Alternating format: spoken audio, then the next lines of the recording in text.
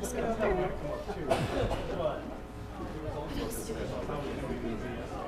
Yeah. Test.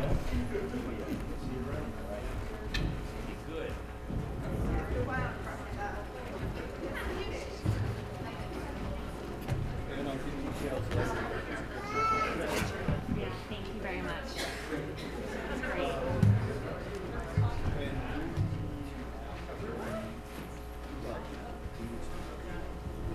Yeah, I saw.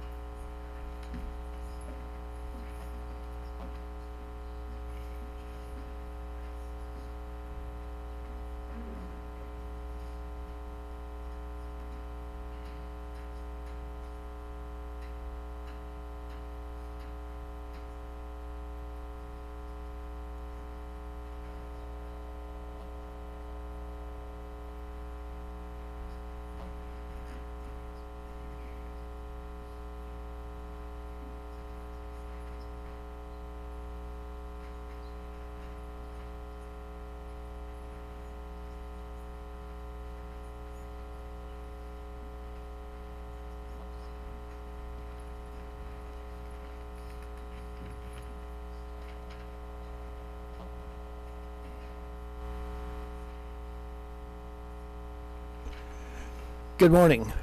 This is a City Council work session for Monday, May 17th, 2021, and it's a little after 10 a.m. Those folks that might have been watching online, you'll need to go to channel 970 on Elevate or to channel 191 on Charter Spectrum. Our Zoom system is down this morning. The first item on our agenda today is the introduction of new city employees. Terry? Thank you. Good morning.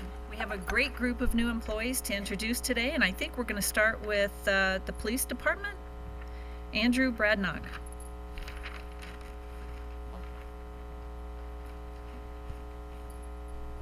Great. Okay, so yes, we'll start with Andrew Bradnock. Andrew actually is a former police officer in Scotland, actually at Aberdeen City, where he served as a police officer for 11 years. And he has now come to Colorado. He enjoys everything that Colorado has to offer, especially the outdoors, and he's really looking forward to being part of the community. So Andrew, if you want to go ahead and stand up, do you have anything that you'd like to add to that? I'll make an introduction. Good morning, everyone. First of all, I'm very proud and honoured to be here, so thank you to everyone. Policing is a passion of mine, runs in the family. Quite nervous standing here now. Yeah, we'll keep it short. So very honoured, and thank you very much to everyone. Thank you and welcome, Andrew. And sorry we couldn't bring any rain for you today, but Oh no, sun is good. I like sun. thank very you. much. All right, awesome. Next, I would like to introduce Wes Imhoff. Come up. Wes, he's originally actually from the Netherlands. So as you can see, we're starting to get a little bit of, we have also 2 English UK officers. Wes actually worked as a canine handler in an anti-terrorism unit for the Dutch government, and has now found his way to Montrose. And so I think that's just really cool. He also was a correctional officer in Wayne County in Pennsylvania. So he's here now, kind of the same reasons why he's here. It's the outdoors, it's what Montrose has to offer. Would you like to say anything? Well, I would like to thank everybody for the opportunity for allowing me to work here, and I'm very much looking forward to serving the people of Montrose. Thank you. Thank you. Welcome. Next we have Jason Brissett. Let's stand up, Jason. So Jason is an Army veteran and comes from a family of Army veterans, which is really cool. He's always had an interest in a career for law enforcement, and has, I think you were born and raised in Montrose, correct? No, sorry, I wasn't born here. But Gotcha. Awesome. All right. Well, welcome. Do you have anything you'd like to say? I just wanted to say thank you. I've been here a long time, and I've wanted to do this for a long time, and finally got the opportunity, and thank you for the opportunity. Well, great. Welcome. Thank you. And last we have Curtis Dunlap. Curtis? So Curtis is initially from Craig, Colorado. He spent 6 years in Alaska and now has returned back to Montrose to join the Montrose Police Department. And of course, as you saw, his father is a sergeant with the Colorado State Patrol, and his grandpa, who's very ornery, was our former Montrose County Sheriff. So, Curtis? As the chief, excuse me, I'm losing my voice today, so bear with me. As the chief said, I come from a long line of law enforcement in my family, and I just look forward to carrying on this tradition, and I hope we make you all proud, and I appreciate the opportunity. Thank you and welcome. Thank you. I know your dad, fortunately, is professionally, not anything yet. Thanks, guys.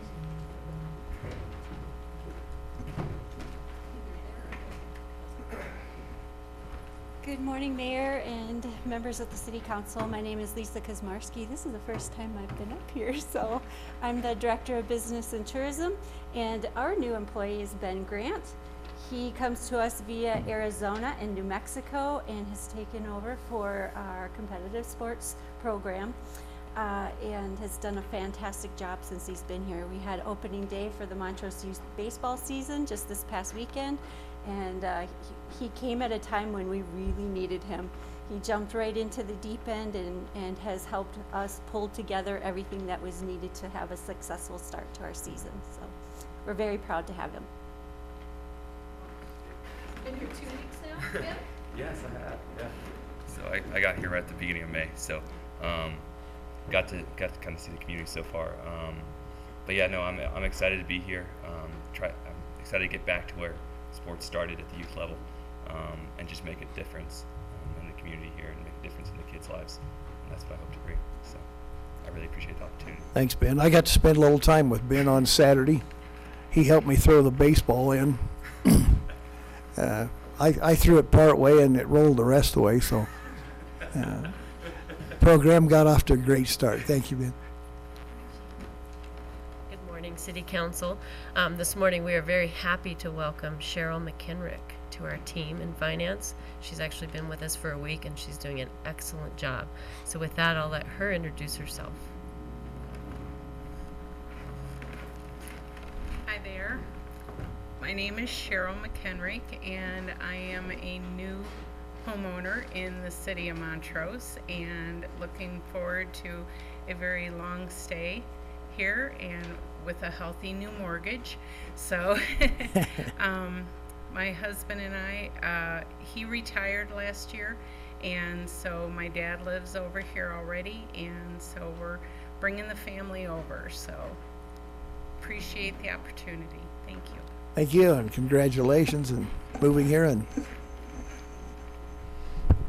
Okay, hello, good morning. Next, I'd like to introduce Don DeShepper. He is the new grounds superintendent at the Black Canyon Golf Course, and this is his first official day actually starting with us, and we're so happy that he's here, although he's already been providing us some really good information and advice out at the golf course. So thank you, Don, for starting to talk with us even before you officially started. Don's coming here from the Front Range, and he has a long history of working with golf courses and has an immense passion for grounds maintenance. Also has 2 daughters, is a big Rockies fan, as I understand it, and we can't wait to get to know you better and have you work here, Don. Welcome. My name's Don DeShepper. Been doing superintendent work for about 30 years now, and I've got a friend that says you can make anything better. So we're going to come out here and we'll do the best we can to give you the best golf course, to provide it for everybody and to enjoy it. And if you come out and you don't like it, track me down and tell me what you don't like and we can fix it. That's what I've been saying so far, is everything's fixable. I'm working with Tom over the phone that he says, I don't know about this. And I says, we can fix it. That's all we have to worry about. I grow grass. That is my passion. I don't hike. I don't fish. I don't hunt. I grow grass. And that's what gets me up in the morning. And it's kind of like farming. Since this is a farming community, every season's different. You get up in the morning and you go do the work, and when you go home at night, you feel very satisfied. So that's what I'm up for. well, welcome, Don. Could you cut the grass a little shorter so my ball would roll farther? I will. I just filled it with like 54 tons of sand, so we'll have to get sand off and get her growing again in the climate. If you get bored, you can come to my house and grow grass. Hey, anything's possible. Thank you very much. Thank Welcome. Thanks to all of you guys.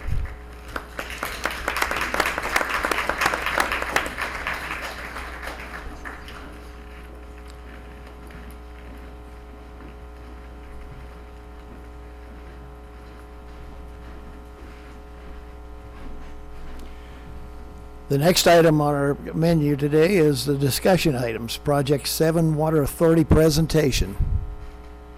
Thank you, Mayor. I'm going to introduce this morning Adam Turner from Project 7, and he's going to go through a little bit of a presentation on some of the Project 7 resiliency program and the plans for the upcoming future and stuff. So with that, I'll turn it over to Adam.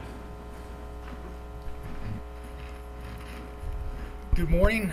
Glad to be here and presenting to council. I guess we were here, or I was here probably about a year and a half ago, and we started this conversation, this dialogue with y'all. What we're doing is we've got a team put together, and I'll introduce them as they come up. But they're engineering and really those who will be helping us with all the public relations and the relationships between all the different entities that we serve. So for those of you who don't know me, I'm Adam Turner. I've been at the water plant out there for just over 30 years now. I started in 1991. So we've seen a lot happen out there, and just like you all have seen all the growth. And we just started in about 2011 really in earnest. We really started thinking about the broader spectrum of what we need to do to be more resilient and have dual water sources and different watersheds. And we all have a front row seat and can see what happens in the bigger picture in Colorado with the droughts and the beetle kill and all the things that we have with the forest fires. It just becomes very important that we have more than one bucket to get the water out of for people to drink when it comes to it. So we've got a presentation. It's up there. Oh, here's the clicker. So who we are, just to be real basic, we have 7 entities involved in Project 7 Water Authority. Of course, we have the City of Montrose, City of Delta, Town of Olathe. We have Tri-County Water Conservancy District. We have Chipeta and Minokan Water Districts. Uncompare Valley Water Users is kind of a silent 7th partner that has been involved with us from the beginning. And of course, they deliver all the raw water that we treat, that you all own, that we treat, and then we distribute to your people to distribute to the customers. So we're kind of a second tier of service to all your customers. This is just a really rough outline, but this kind of shows where all the system is. So on this, you see Tri-County obviously has the huge expansive distribution around everybody, but then you have the City of Montrose is represented by the kind of purplish square. Obviously that's not the city boundaries, but for the map it works out. And then you have Chipeta serves all things west of the river. Minokan is east of the river and pretty much to the north. And then obviously Delta and Olathe are there along. It's hard to see in this picture, but we have a main trunk line that goes all the way from the water treatment plant all the way down to Delta that we maintain, and that's how the water gets to everybody. The history, I mean, obviously this is all predicated on having Gunnison Tunnel water. Even though the city owns a lot of rights up in the Silverjack area, we found over the years that it's very hard to treat that water. It's a good high quality water, but it's got a lot of aspen leaf tea, basically, a lot of organics, and that just uses up a ton of chemicals to get rid of the organics. So what we've done is for a long time now, we just trade that water out. The water users love that water. It's good for plants, and we just take the Gunnison River water and trade that out.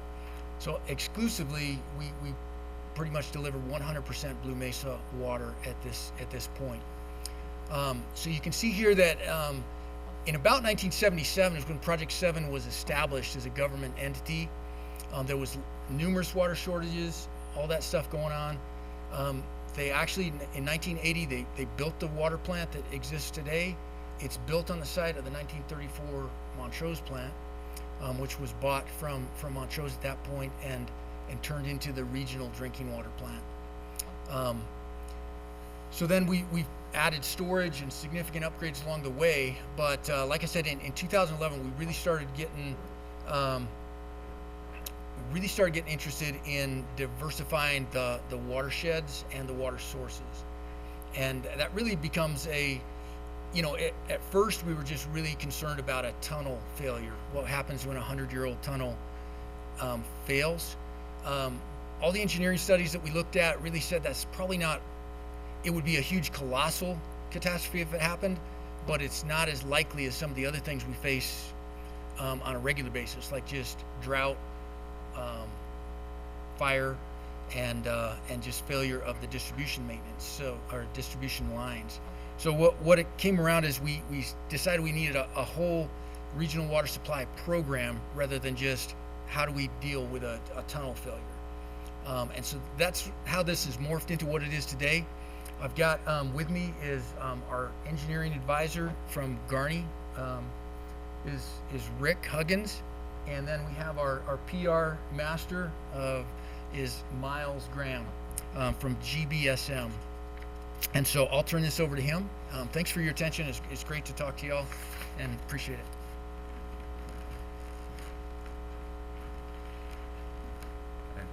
Thank you all for having me today. I'm Miles Graham, as Adam mentioned. I'm going to talk a little bit more about the regional water supply resiliency program and sort of that vision for the future that Adam mentioned, and how we're planning to develop a water supply that really is strengthened and has more than just one straw to serve the 50,000 people in the valley who depend on it.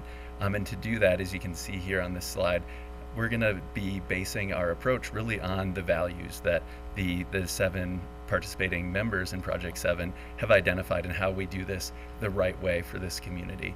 And first and foremost, it starts with being financial stewards, so we get maximum return on investment for this project. And it starts with the all for one, one for all mentality of Project 7.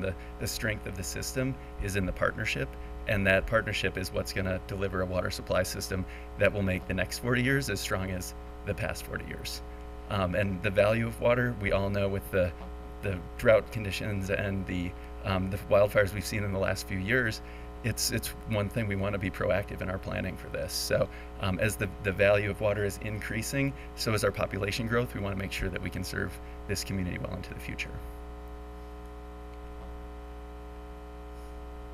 And as you see here, the need for the project really is to mitigate those major risk factors for drought, for wildfire.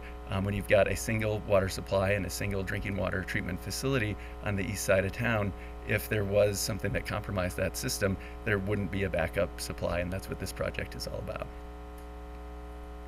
And as you can see here in this graphic, this was one I added late, actually, as I was thinking about this last night, so it's not in your packets, but it shows wildfire activity in Colorado since 2000. And you can see in 2020, last year, we had the 3 largest wildfires in our state's history. So just another reason to be proactive in our planning to make sure we're mitigating those major risk factors, whether it's drought, whether it's wildfire, or even a Gunnison tunnel collapse. And we know the tunnel opened in 1909, as you saw in Adam's slide, and it's 112 years old and it's not getting any younger, so we want to make sure that we're prepared for the future.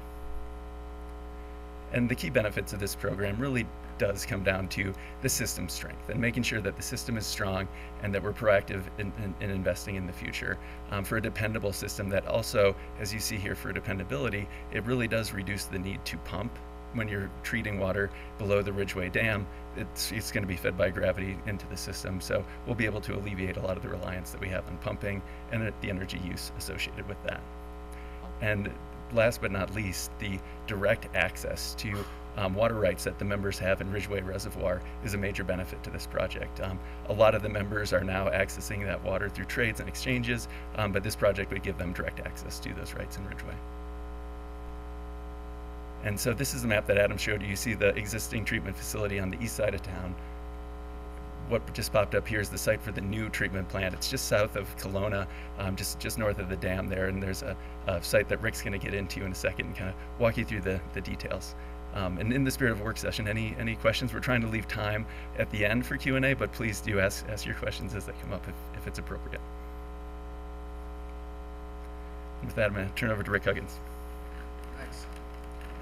Yeah, so I'm Rick Huggins. I'm a professional engineer in Colorado and a project manager with Garver. And, you know, I've had the opportunity to work all over the Western Slope, cities like Montrose, Craig, Grand Junction, Aspen, and I think what you have the opportunity to do here in terms of making your water supply more safe and secure is significantly different from what a lot of other communities have. So I would just want to note that being able to take water from the Gunnison River watershed and then also develop a second source that is so geographically distinct and far away from it really will help protect you from the risk of wildfire. We see a lot of communities that maybe have 2 or 3 water sources, but it might be Rush Creek, Snowmass Creek, East Snowmass Creek, And I think we all know that a wildfire doesn't respect boundaries like that. So you have a good opportunity here. And what I've primarily been working with Adam and Project 7 on is defining how exactly we take this water from Ridgeway Reservoir and then make use of it for the communities in the valley here. And so in 2020, Project 7 acquired a parcel of land from the Ford Ranch, and they did so because it was closer to town and it offered a better building site than what the authority had previously owned near Spud Hill. And we generally envision a new water plant on this site with raw water delivered either through calling Ridgeway Reservoir and then pulling out water from the river adjacent to the site, or a raw water transmission line directly from the reservoir to the site. We would treat it, and then it would flow by gravity in approximately 2.5–3 mile finished water pipeline to an existing tie-in point in Tri-County's water system that would be large enough to convey a significant amount of flow into the system. And so it's about a 50-acre site. It is just south of Kelowna. It's adjacent to Highway 550, and on this figure here you can see in blue would be our finished water line. You can see in yellowish green is the parcel itself, and then a proposed building site up on a sandstone bench behind the main property. And the intent here would be to kind of pack this thing back there so that it's a little bit out of view. You know, it would be brown and green and red and generally blend in, because I think, you know, people would be a little sensitive to a big industrial facility in that valley. It's not a particularly big facility, but it would have that look. So we would like to plan around placing the water plant there, and we're currently evaluating treatment alternatives to define exactly what that process will look like. And so the water is generally of very good quality. It has some compounds in it that, you know, are noted for taste and odor and visual issues that we need to make sure to remove, and that would be iron, manganese, and then hardness. So totally perfectly safe water, but it will require a little extra treatment, and we're currently working through what that would look like. And as this project evolves, what you should see is that, you know, as Adam said, we've been in a planning phase for many years, really even back to 2011, evaluating what water resources could be used and how. This year, we're really focusing on transitioning from engineering planning to a dedicated design phase. I'd say at this point, we're at 5 to 10% design. We're still kind of vetting out alternatives. When that's done, we'll be starting the process of designing this facility and going into construction the end of next year or 2023, sort of depending on how the design evolves and the delivery method that is chosen to bring a contractor on board. And so that would have us looking at starting up a new Ridgeway water treatment plant in the 2024 to 2025 time range. And I think it's important to note that the Ridgeway water treatment plant is going to be designed so that additional capacity can be added in the future.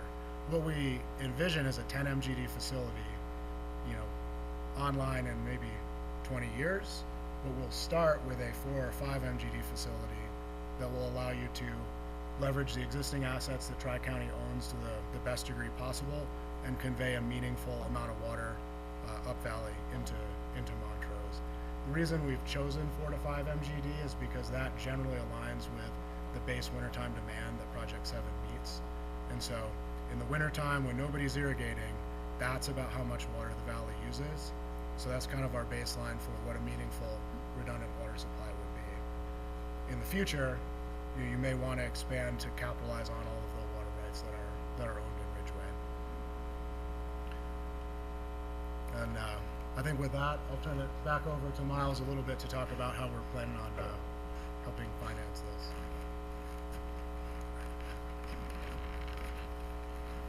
Thanks, Rick. And so as with any large capital investment, how we pay for it is critical. And really that's where, as we move into this next phase, the projections that we have today are going to continue to be refined so that we have more certainty in how this project is going to be paid for and how the funding is going to work.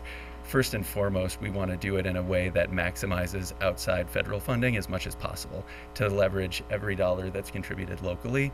And this project is a very, very strong candidate for state and federal grant programs. We actually just found out last week that we were awarded our first federal grant from the Bureau of Reclamation. So it's a small grant that really sets the table for future work. So it's a project like this that does serve such a large cross-section of people in multiple jurisdictions that makes it so attractive to the federal funding partners.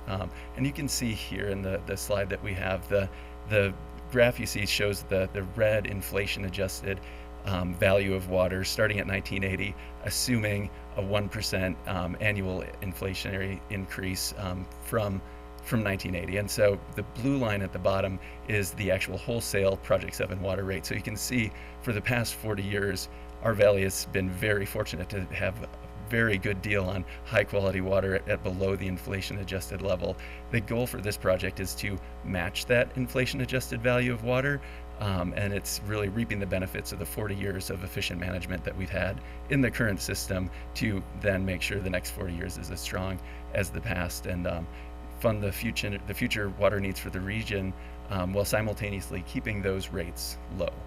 And like I said earlier, as we refine that ultimate design, the actual project cost and the needed rate increases will be adjusted to make sure that we're factoring in the final design, but also the outside federal funding that will be brought in, and I should say continue to be brought in.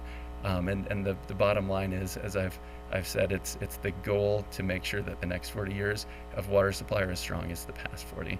And our next slide here, to make this graph a little bit bigger, shows the same two scenarios. The goal is to likely end up someplace in between scenarios 1 and 2 in terms of what the wholesale rate of water would be forecasted into the future.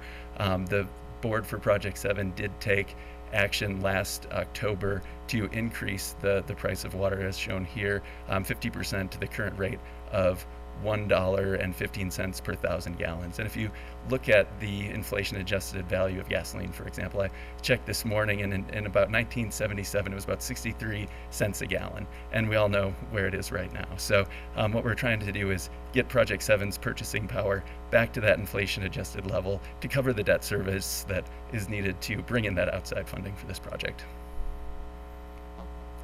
And to really define success, we talked to all of our Project 7 board members, and we really do feel like they said it best in how we define success for this project. For the system's strength, there's a widespread acknowledgement that we are part of the whole, and we want the whole system to be strong. But to do that, we're going to need predictable budgeting and transparent cost-sharing agreements so that we know how those real numbers and specifics for this project are going to work. And what we need to do is maximize return on that investment. So what size is the right size? And providing that maximum value on day one is really the goal of this project, so that we do maximize return on investment. And thinking to the future, the long term, one statement that really resonated is 20 years from now, this planning process will be a bump in the road. But if we had a water shortage, that would be remembered forever. And really it all comes down to that value of water, and that the founding investment in Project 7 yielded huge regional benefits, and that now is the time to reinvest, because nobody wants to be the generation that drops the ball. So those are statements from our board members that really summed up how we're going to define success and keep those values that I started with in mind. So as we move forward, there are a number of ways for council to get involved and learn more. The presentation we made today, we would love to make to others in your community and other constituents that you think need to hear this information. We would be happy to go to upcoming board and commission events and make a similar presentation. You'd also be available to schedule a tour, whether it's of the existing treatment facility or the new treatment facility south of Kelowna. Also, we'd like to ask that you consider a resolution of support at some time in the future for this project.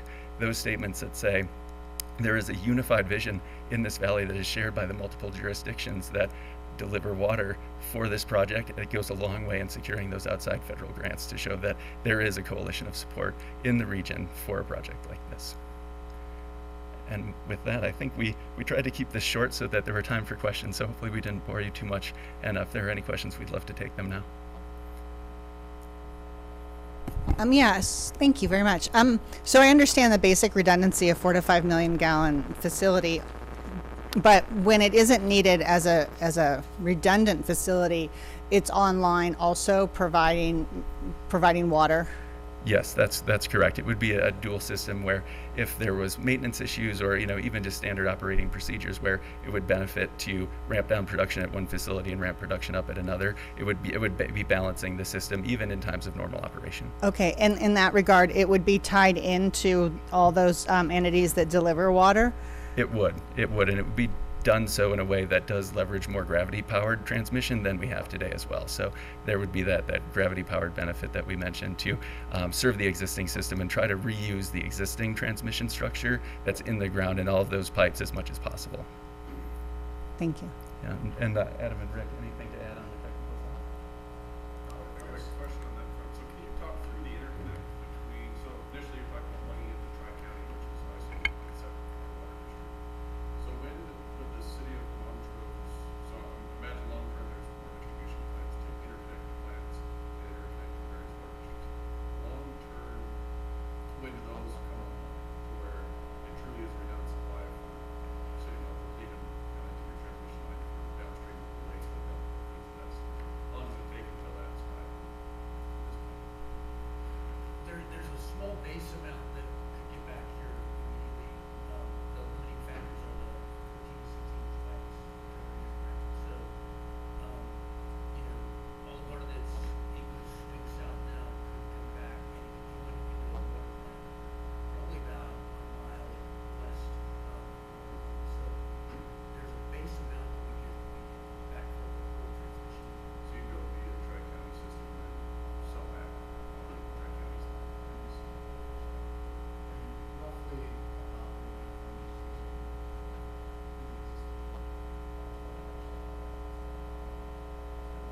Long term is upsizing that part of the long-term capital plan, so that is accounted for in the budgeting side.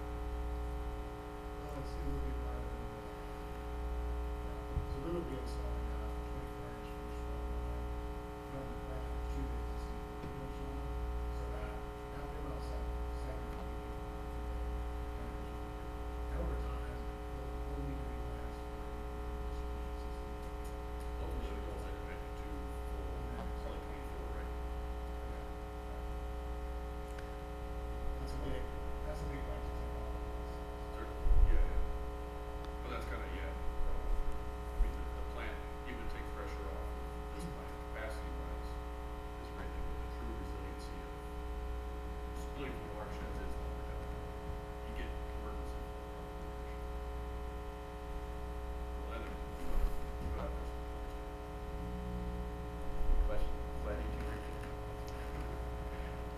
What other questions from council? Yes, I'm kind of curious if this is going to increase our fire flow capacity on the southern end of town. Because there are certain areas that we do have limited capacity on fire flow.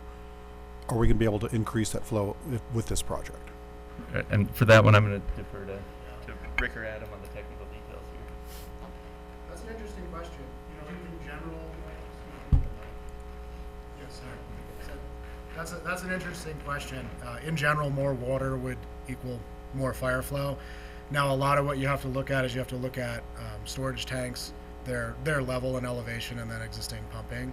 So realistically, what I'd say is that as this thing is built out, it gives the opportunity to increase fire flow in those areas. Now, it's unlikely that everything would come together and it would immediately do that, but that's something that I'll certainly follow up with Mr. Breeze on, and if there's any way we can help plan for fixing those issues as part of the overall process, we'd love to.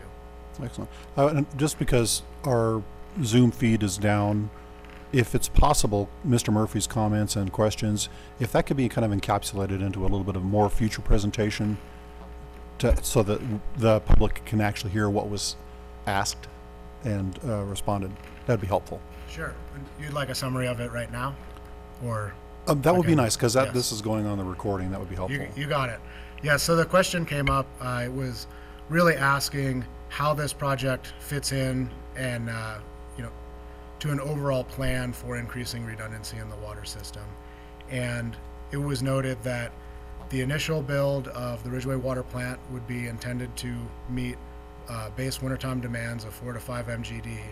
We would install a 24-inch finished water line for about 3 miles. It would go through Kelowna and terminate at a Tri-County 16-inch, 14-inch water line that's existing. And we have modeled the system as a whole. That existing water line should be capable of conveying about 3.5 MGD immediately into the valley's shared distribution network immediately.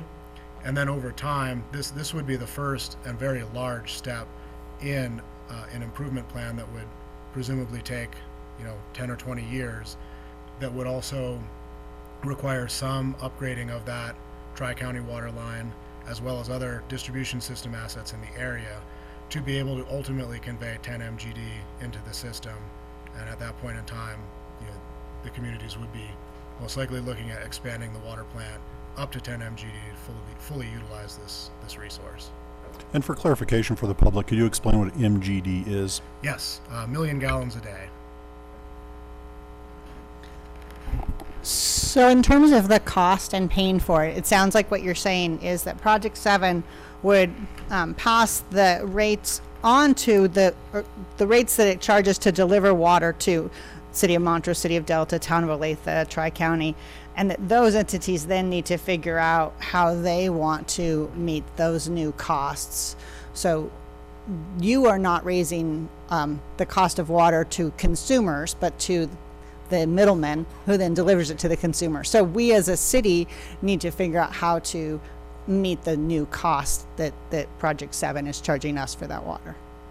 Okay. Yeah, that's exactly right. It's good to think of Project 7 as the water wholesaler that charges the same flat rate for water to all of the 7 members, and then it is up to the discretion of the individual jurisdictions on what their rate structure would be, and even tap fees and things like that could all be factored into how the project is paid for. And as I mentioned in my presentation, the intergovernmental agreements and memorandums of understanding will likely need to be developed to identify what that cost sharing structure looks like, so that each individual entity has the flexibility to pay for this project based on its own unique financial situation, and they know sort of what their share of the cost sharing would be. So there likely will need to be some sort of contract in IGAs, MOUs, something like that, to really define what that looks like, so there's certainty and predictability to all the member entities. Sure. And then with the City of Montrose, that would be specific to our water and sewer fund as an enterprise fund and not our general fund, because not everyone in the City of Montrose is actually on City of Montrose water fund. Right. Okay. Thanks. David Breeze can talk a little bit about, where we're at and with our preliminary discussions on rates, if you want to get into that today, or we can do it as a follow-up meeting. Yeah, I don't think we should get into It's up that to you today, guys. but just understanding that our water users in the City of Montrose is not the entire City of Montrose. It's Yeah, the not every water. resident's on City of Montrose water. And we'll talk about it in more detail with City Council, but most likely it'd be just a direct pass-through. They charge us more, we charge our customers more. That's really the only way that we can see that might work. Right. I guess I'm getting at, I'm just putting out there the idea that we can't use general fund money for this because it is specific to the water users in Montrose. Correct. You can't cross over. Yeah, that's all I meant to put out there for now.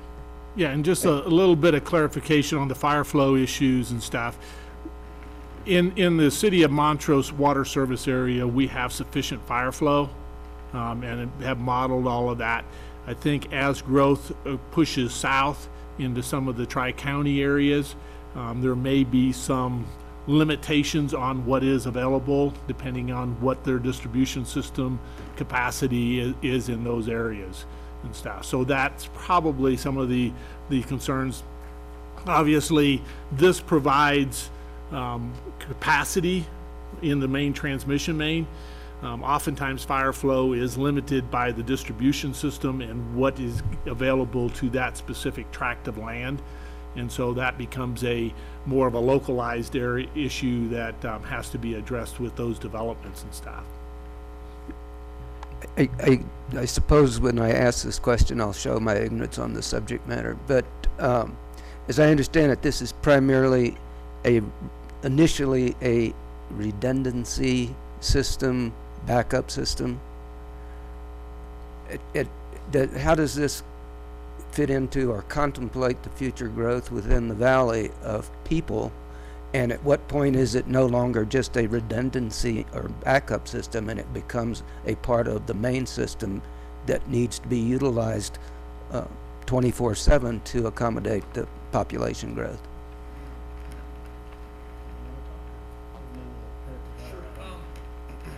So the big picture is that all the entities that own Project 7, they have 48 million gallons a day worth of capacity. And so that's about twice as much as what we can treat today at the water plant. So the water plant was built back in the day at 20 MGD. Our biggest days to date have been about 18.5 million gallons a day. So we got lots of capacity at this point. So that's why we're really calling this a redundancy, but we are carving out another 10 MGD of that additional water that you all own that we can't treat today. So it's kind of a two-pronged attack there. And we have, front range people, I don't know if this is going over there, but we're in a really good water situation here in the Uncompare Valley. And we all are beneficiaries of people with a lot of foresight. So we own good water rights and a lot of it, but we can't even treat it all today. So that's kind of a blessing. I have a little bit of additional information. I think it's also worth having a conversation sometime with Adam or his staff, maybe at one of these plant tours we'd like to have, just about what sort of life they live in terms of maintaining a single water plant and a single transmission line. And so there's an aspect of we should be looking to use the resources that we have, and then it's worth noting that currently that would require operators to go out and fix things hopefully at night, because if they do anything that interrupts flow in the main transmission line, Delta's kind of up the creek for a while, and so they have to time that. Having simply a second source of water that ties into the distribution network in a different place alleviates a lot of that. Now, there would be some additional upgrades over time that would kind of maximize that benefit, but I think they'd see a very real improvement in their ability to maintain operations quickly. Is it unusual for a community of 50,000 people to have a single delivery water treatment plant? Or do most have dual or some kind of redundancy? I've never seen a community that is of this size that operates on a single source. Now, so I live in Palisade, or in the Grand Valley in general, and while, the town of Palisade has a water plant, Clifton has a water plant, Grand Junction has a water plant, and Ute Water has a water plant, they're all interconnected. And so if one entity gets in trouble, they can open up valves and, they help each other out. You guys simply don't have that opportunity here, so. Councilor Reed, one more thing I would just add too is one of the themes we heard from all of the members that I was mentioning is the need to be proactive in thinking about the long term as well. So one of the benefits of the current site is that it's a large site and it could be designed so it could be expanded into the future. So as we're planning, kind of finding that sweet spot about what size is the right size and then how can it be expanded if and when that's needed. So planning out, maybe it's not phase one, but maybe it's a future phase to make sure that we are factoring in the long-term growth projections for the valley.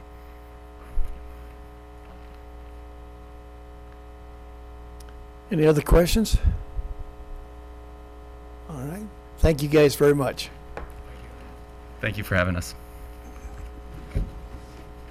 Mayor, one of the issues that we'd like to at least break out is in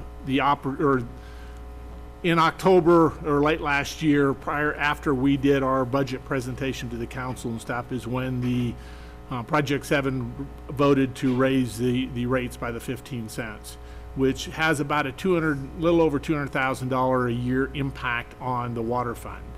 And most of the other water entities have increased their rates by 15 cents per 1,000 gallons onto their customers. And we would just like to discuss, the possibility of doing that to make the water fund whole, to where we're not dipping another $205,000 into the reserves of the water fund. And with this, proposed multi-year impact in that 15 cents per 1,000 gallon range and stuff. We're just concerned with the long-term impact of the water fund absorbing all of those costs, and would like to discuss the possibility of us increasing those rates by 15 cents in order to accommodate that and make the system whole. All right, thank you, David. I think it's also worth noting, I think in some of these discussions, we talked about what the cost was in some areas on the Front Range, and taps for some of the homes were like $25,000. Yeah. So all in all, we're in pretty good shape. Yeah. All right, thank you. The next item is the Municipal Court Annual Report. Judge Greenacre and Emily Boyko. Good morning, Mr. Mayor, members of the council. I'm pleased to be here today giving you the Municipal Court Report for 2020. I believe you should all have received a copy of it. As you know, since we met last March, I was not here in 2020, so if you have specific questions about the report, I'll rely upon Ms. Boyko, who's knows much more about the statistics certainly than I do, and compiled the report. This report is broken into some areas, separate areas, and let me go over those just briefly. First of all, there's an introduction of the court's functioning. Secondly, there's a review of what's happened in 2020. That's followed by the 2021 goals. And then the following 2 pages are a statistical analysis of what's happened in the court in 2020.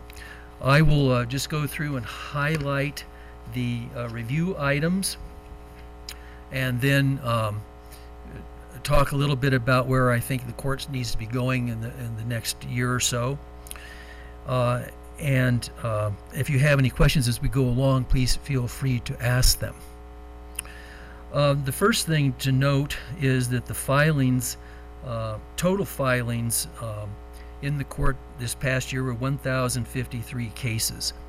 And if you take a look at the statistics in the last 2 pages, you can see that that's a reduction in the number of cases that have been filed, and it looks as if through 3 years now there's been a steady decline in the number of cases that have been filed in the municipal court. That is most likely affected by COVID, and the fact that the Montrose Police Department has not been fully staffed. I think they've hired 6 new officers here lately. So I would expect that we might see that begin to ramp up as the COVID restrictions are lifted and people are out in the public more, and there's more law enforcement activity. Secondly, there's a report there on sentencing, and 2 observations I would make at this point in time. There was collections of $126,754.21. That's the amount that the court has collected for fines and fees and costs in the year. That's also a reduction from prior years. And I'm going to comment at the end of my presentation on the number of days sentencing in the county jail. As it's indicated, we no longer have a traffic diversion program in the municipal court. And if you turn to the 3rd page of the report, there's a column there for deferred judgments, and that number's dropped from 40 in 2020, dropped from 2019 of 108 cases down to 40 in 2020.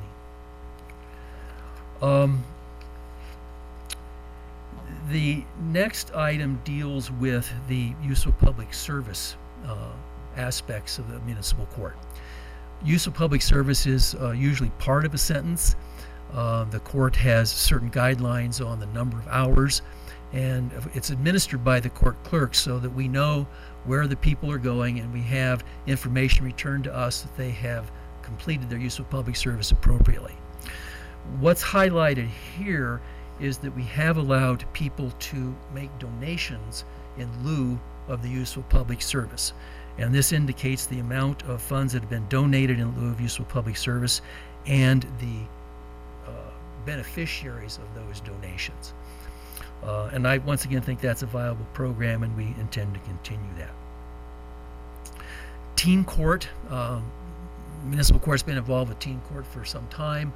However, because of COVID, it was on hiatus last year. So we're going to begin ramping up to reinstate that program and get it going for this coming school year, along the same lines as are outlined here in this report and as we've done in the past. Now, the final item here on the report from the past year has to do with collections. As you know, probably, it's not enough for the court to impose a fine or a court cost and expect that that will be paid. And in fact, it's often not paid. In the past, we have used a collection agency that was not particularly effective in collecting money. We've now switched to Bushwood Capital Collection Agency, and they have been much more effective. I can't tell you the percent of collections is probably not very high, but the amount that's coming in is much higher than it was with the past collection agency. So in some respect, we are improving in that area. Now, any questions regarding 2020? Now, these are our goals going forward into 2021. First of all, to maintain the current standards and policies which have been implemented for the last 4 years, so the court and staff continue to operate efficiently and at a high level. It's my stated goal to continue the processes that Judge Brown has adopted over the last, well, several years now. I believe he and I have discussed these, and I have great faith in his observations and ability to manage the court. I think that the policies he's adopted and the procedures he's adopted are appropriate, and it's my intention to continue those. Now, that's not to say there won't be adjustments as we go along. Things change. COVID has shown us that. I expect that things will change again here in the next several months because of the changes in response to COVID. And there are also legislative changes that come down every year and so on and so forth. So while I intend to continue the procedures and policies that have been adopted by Judge Brown, there may be adjustments as we go along, but my view on this, and I've done this a couple times in my judicial career, is I don't like to jump into something and make a decision that's not well thought out and not well discussed with all the partners that are involved in those decisions. So the goal is to keep things going as they have been and to take a look at changes. And I'm certainly open to any suggestions because the stakeholders often know, the court has no hands or feet. The court can issue all the orders and guidelines and directives it wants to, but nothing's going to happen unless the people we work with and that are affected by those guidelines are on board and are assisting. So that's my view, to be very collaborative. I'm certainly open to suggestions if anybody, law enforcement, the council, city government has any ideas or has seen issues where we can do a better job. I'm certainly open and do want to hear about those. Secondly, we do want to continue turning our outstanding cases for collection over to Bushwood to obtain the money that's owed to the court. Judge Brown makes reference here to House Bill 16-1311, and that's a bill that places restrictions on the collections of money, guidelines, if you will. And so we want to stay in conformity with the statute, but that does allow us to use a collection agency to collect funds. To continue the teen court program, the past experience was to do it once a month, and that appears to be appropriate, so we'll continue to try to do that. Continue to review all court forms and administrative orders to ensure that they are all up to requirements, statutes, and court rules of procedure. And I have gone through the administrative rules, and so far I think they're appropriate, but we will be looking to updating the fine schedules and I'm sure after the legislative session, you always sit down and say, well, what do we have to change now to be in conformity with the new statutes? Possibly taking on a recently graduated student intern over the summer months. This would be a person that would work more in the clerk's office, but I see that as particularly valuable for a student that's considering a career in whatever particular area they're considering, because they will have a chance to work in a professional office, dealing with issues of importance and procedures that have to be followed. And I think it's a learning experience, much better than working in Burger King, for example, where you're not getting that type of input. So I'm supportive of that, and we will see if we can work that out for this coming year. And we do have, I might point out, some budget funding for that. Continue to work on expunging all eligible juvenile cases in compliance with House Bill 17-1208, and we have procedures in place to expunge those records, and we are following those and hope to continue doing that. When we turn to the statistics, specifically the last page, which governs the case filings, you can see the areas where cases are filed. It's broken down by category. You can also see the funds that are collected, and these go back to calendar years 2018, 2019, and 2020. And as you can see, there is a general decline. I would say that the court has unused capacity at this point in time. We can withstand a substantial increase in the caseload with the resources that we have now. So that I'm not concerned about that. I think the question is seeing what types of cases come in, how they come in, and just adjusting to that flow. Now, a couple of points I would like to make. First of all, we have, you understand that the municipal court sentences people to jail. The city doesn't have a jail, so we use the county jail. And they currently are not charging us for our jail days. In 2020, we had 1,248 days served in the county jail on sentences. That doesn't include, well, let me just back up a second. So there's two ways that we might have people in the county jail. The first and the most common one is if somebody doesn't appear in court, we issue a bench warrant. We can only hold them in the county jail for a limited period of time. It's either 2 days or 4 days. Then they're granted a PR bond. So we incur jail days there. We also sentence people to jail, and this 1,248-day number comes from those who are sentenced to jail. So the actual number is higher than 1,248, and we would have to include that statistic, and I hope to include that statistic in future reports. So it's very beneficial to us to have the current arrangement that we have with the county going forward, because it's at no expense to the city. Secondly, I think there's one technical issue I would like to follow up on, and that is the issue of doing video appearances with the county, people in the county jail. What happens a fair amount of the time, the municipal court's on the bottom of the food chain, if you will. So above that we have the county court and the district court. They have cases that are much more serious. They have much more ability to hold people in jail. So it's not unusual to have a municipal court defendant being held in the county court, or being held in the county jail on state court charges, and will be there much longer than we can hold them for. So that creates an issue of how do we advise them. We have two choices. We can have a police officer go pick them up and bring them over here, but that's time.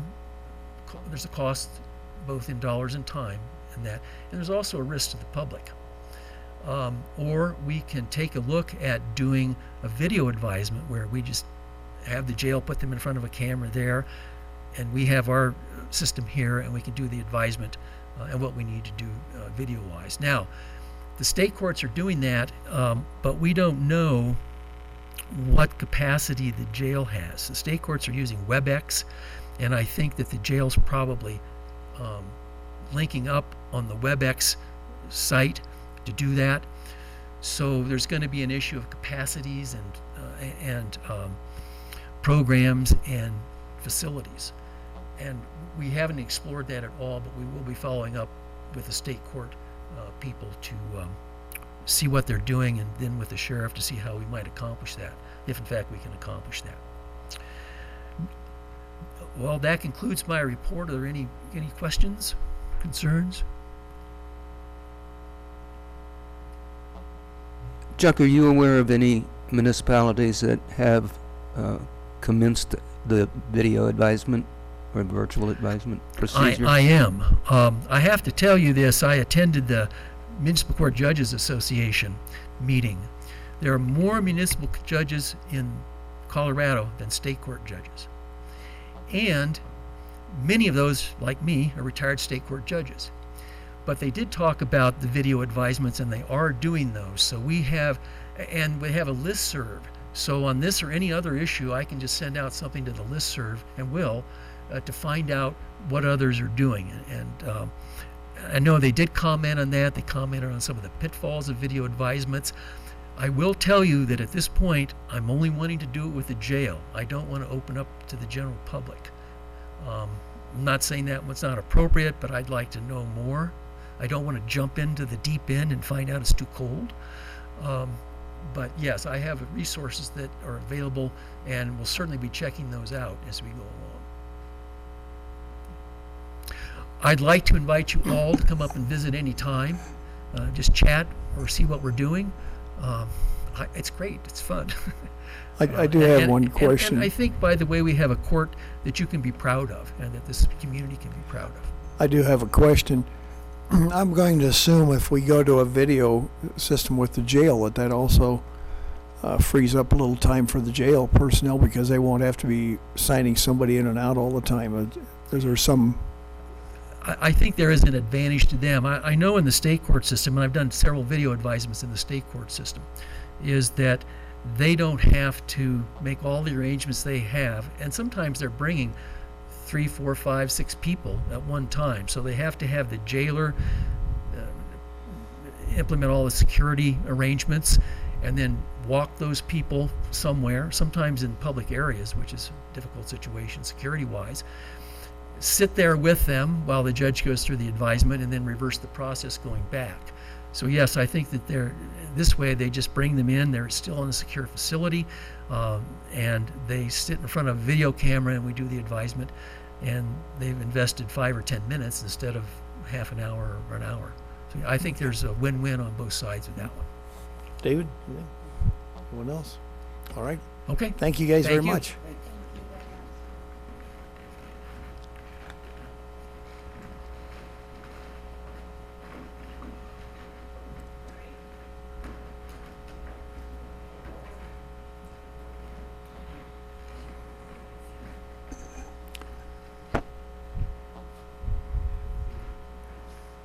All right, the next item on our agenda today is the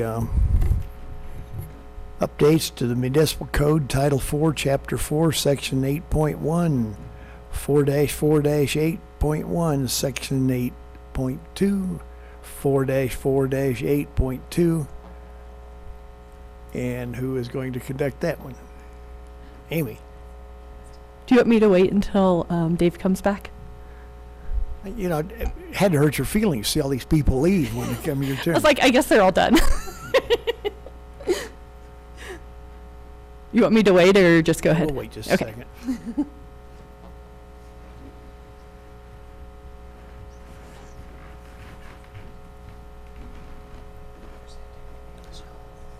No. I didn't want to this time.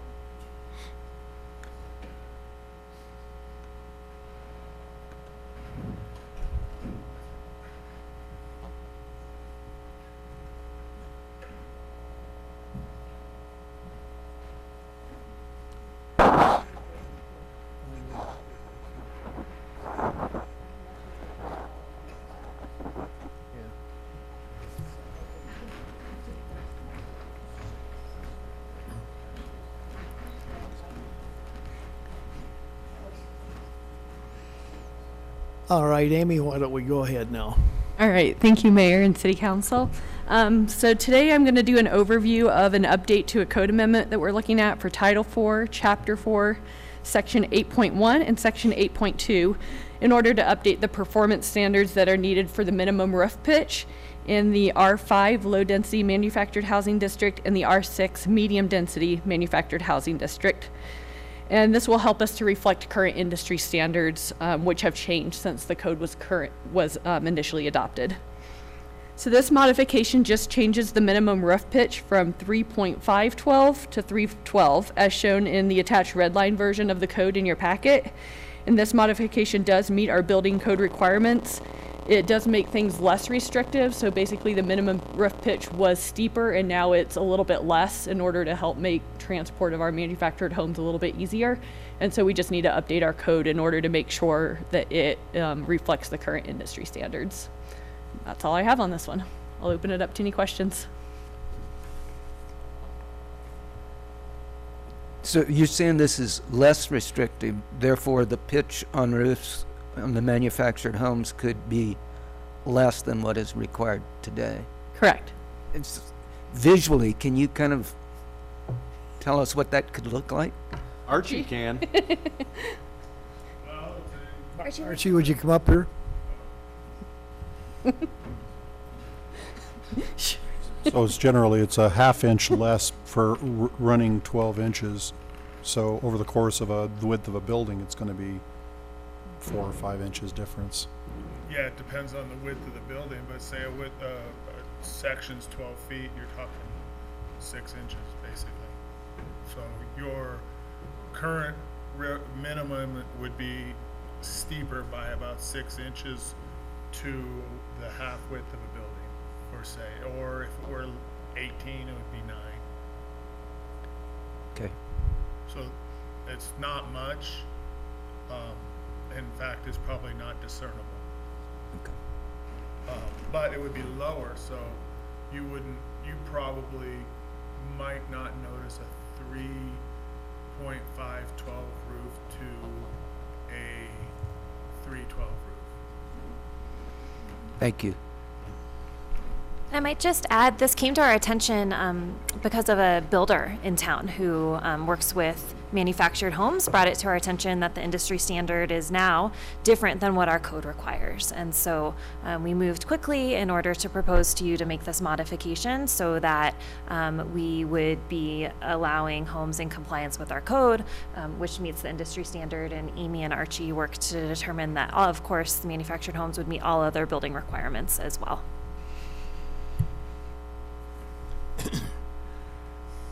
All right, any other questions on that?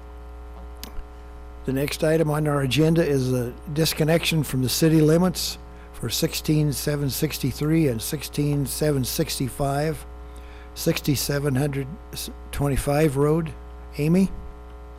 Thank you, Mayor and City Council. So as you mentioned, this request is to allow a property that's currently within the city limits to disconnect, or what's also called a de-annexation from city limits. The property is approximately 7.95 acres in size, and it's shown in Exhibit A in your packet.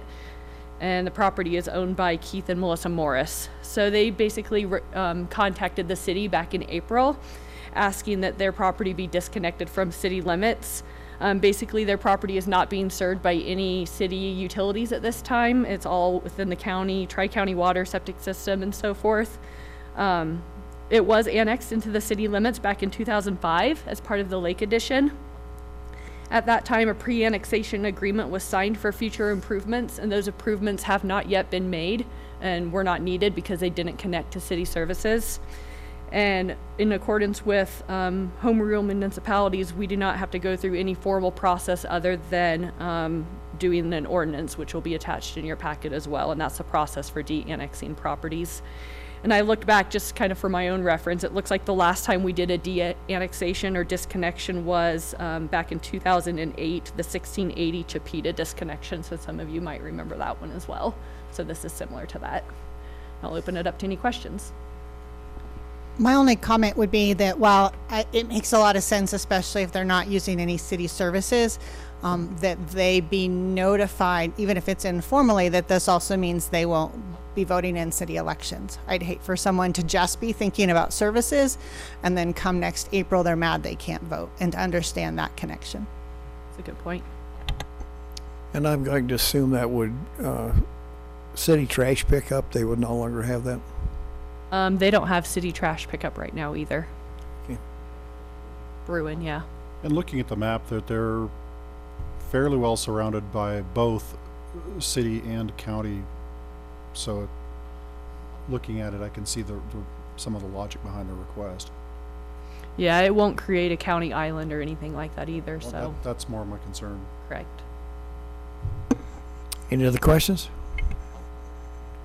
All right, then we'll go on to the next item. Special events alcohol permit for Funk Fest. Lisa Del Piccolo. Thank you very much, Mayor Glassbell.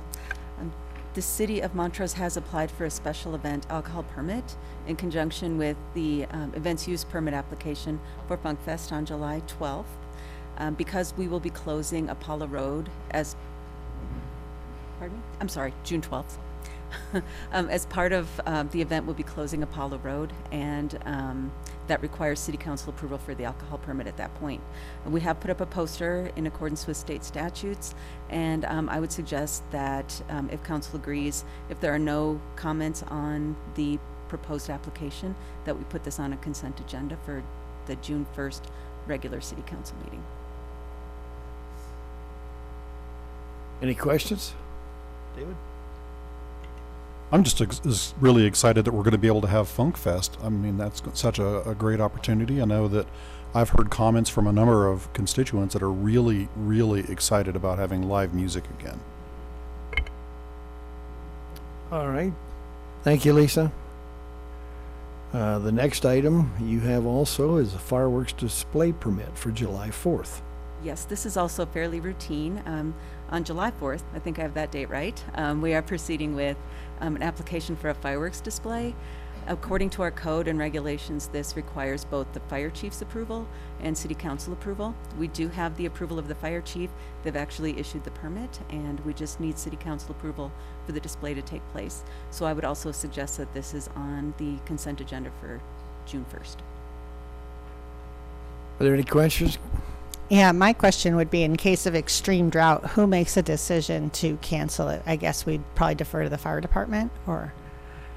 I believe it's the sheriff, or is it the? No, because we have, it's the fire chief, the sheriff in the unincorporated areas, but because we have the district right here in the city, it's the fire chief. But the sheriff, fire chief, and I usually talk about that the week prior or the week of, and play it by ear. Okay. It's always a last minute decision if we're in drought conditions. Okay. And the three of us talk about that. I'm really excited. I love fireworks. I hope you don't have to cancel it. Yeah, we haven't in the past, even under drought conditions, because the fire district does such a great job. They have mobile units, they have water carts that they drive around, they have the four-wheelers, and it's done down in the bottom of River Bottom where it's pretty green. And so every year, the highest risk to us is the high wind conditions combined with drought conditions. But if it's just the drought conditions and the wind's okay, then they feel pretty comfortable because of the area we shoot them off. Great. Thank you. The question I have is that since we had to cancel our fireworks display last year, and we had that budgeted and we had the money and we had everything ready to go, and we didn't reintroduce those fireworks into any other event this year, are we going to add that money to have a extra extravagant fireworks display? That is a good question. I believe we planned on just trying to do the traditional, although they gave us some price breaks for re-upping for a 3-year contract. But let me check into that and see if we're able to get more. I'm not sure. I'd have to talk with Ashley to see what she negotiated. Anything else? All right, thanks, Lisa. The next item on our agenda are the general city council discussions. Are there any items somebody would like to talk about? I do. I have an item that has come to our attention, that today is somebody's birthday. I can't imagine who, Mayor Glassbell. So I think we all would love to wish Mayor Glassbell a happy birthday today. Yay! Thank you. And our Somebody- staff has brought in some lovely cupcakes to help celebrate. Somebody asked me the other day how old I was, and I said I wasn't going to divulge that, but I do remember coming ashore at Plymouth Rock.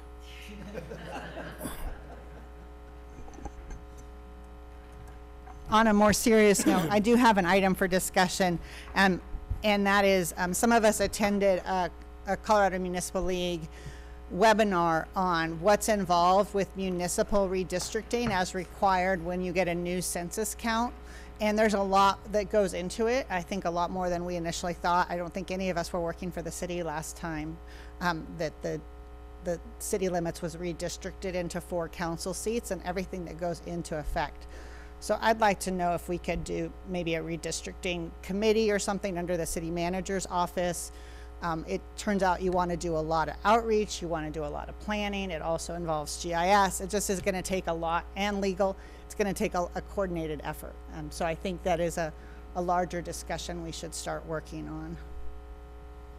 Yeah, I said it on, excuse me, the webinar also, and there are some changes that will need to be made. We're not sure at this time until we do the GIS kind of work, just exactly where those lines or boundary lines may go, but it will take some effort on our city staff's part. Is that something that the city manager's office could coordinate? Yeah, I think it would be a team effort, and we can put together reps from legal, city managers, the city clerk's office, and then maybe a couple representatives from the city council, 1 or 2. We wouldn't want to do a quorum of council because that is it's hard to have a bunch of meetings, but have a group of us, and depending if you wanted to involve the community and how you wanted to do that, we could have a preliminary meeting, plan that out, and maybe do that. We had talked with a couple of people who were wanting to treat it similar to a comprehensive planning process, where at least we had one public workshop and got citizen input into that process, make sure that it's fair and equitable for all of our community members. So yeah, we'd love to do that. That'd be great. I think we learned that some municipalities hire outside consultants, and I don't think we need to do that. I think we have all the right people involved, but community engagement, legal, GIS. So that's. Do we have a deadline for compliance? Really, our charter specifies that we have a specific time from the reception of the census data. Yeah, so we have 1 year after the official census data. We're not expecting it until September. That could even be just preliminary data. So I think right now we have some good information that we can start working with and then proof it when we get the official data. But we could actually do it after the next election, or we can do it before. So we have a little bit of leeway, but I think Barbara's right in that now's the time to start planning. And one of the things I think that staff is very careful about when they do the redistricting with the GIS is to make sure that they are not accidentally removing someone from their district that they're representing on council. So that's another component to make sure. I would love to have a deeper conversation on this, obviously, also on do we do this before the election or after? Right. Well, as I recall, during that discussion, I believe they did address that, and the person would stay in office until the following election, wouldn't it? Yeah, I don't think actually of all the things you're supposed to consider, there is no official legal requirement that you redistrict such that no one is districted out of their seat. Interestingly enough, I mean. It's how we've done it in the past, But it is not. we just make sure that it didn't take place until the next election. No one has to like Nobody's gonna be stepping down. in the middle of the month. No, but I just think what I learned is that it is a more complicated process than just drawing some lines and approving it at the next council meeting, for example. Any other items from council?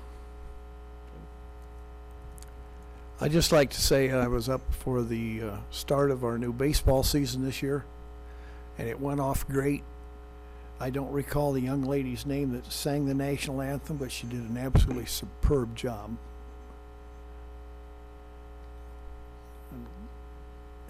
Grant isn't here, so Lisa, do you know who that was? Austin?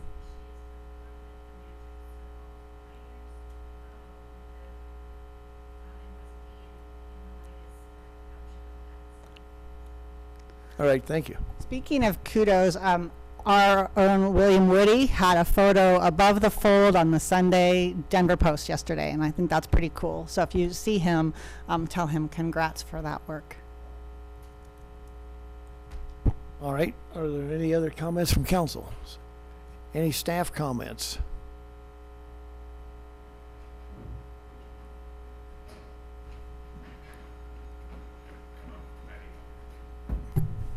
So I just want to let you know that Cerro is on the fill again. So if you remember last fall, they got the work complete. We were able to use what bit of water we could squeeze out of the system late in the year. Got it almost halfway full.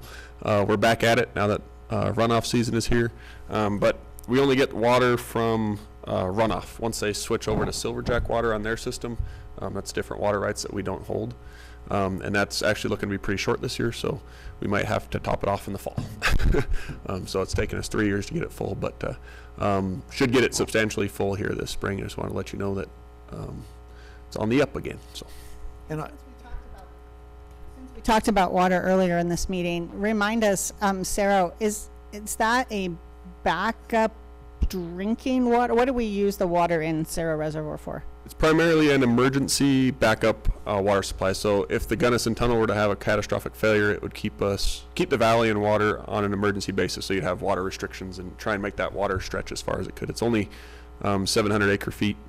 So it's enough. Actually, I haven't run the numbers recently, but on the order of weeks that we could, with restrictions, that we could allow them to try and get that emergency situation resolved. Because it's so slow to fill and the right windows are limited, it's not a primary source of drinking water because, if you were to draw that down, it'd take you a while to get it filled back up kind of thing. So. Thanks. And fishing is available now, is that correct? And so the secondary purpose of that is a fishery that's managed by Colorado Parks and Wildlife, but open to the public. They've stocked it with cutthroat trout and out there every day. We have to inspect it every day during the fill, so I don't want to give away any secrets, but there's a lot of fish over by the inlet. So is that from a visual standpoint? So I found this on the weekends. I bring my son with me. This is a funny story. And so we have to pull these sandbags out of the water that we use for erosion protection. And there was, a school of 20 fish in there, and I wasn't expecting them. So I go to reach in the water, and then just blows up and gets me in the face, and I fall over, and my son got a really good kick out of that. So the fishing's good, and I've heard there's some sizable ones that have come out. So flies and lures only, catch and release up there. Thank you, Scott. Mayor Glassbell, may I make a couple of comments? First, I wanted to just remind everyone that the deadline to apply for the vacant District 2 City Council seat is this Thursday at 6 p.m. Second thing is, due to Memorial Day, our next work session will be on Tuesday, June 1st. All right, thank you. Any other comments? All right, in that case, we'll adjourn for today. Thank you.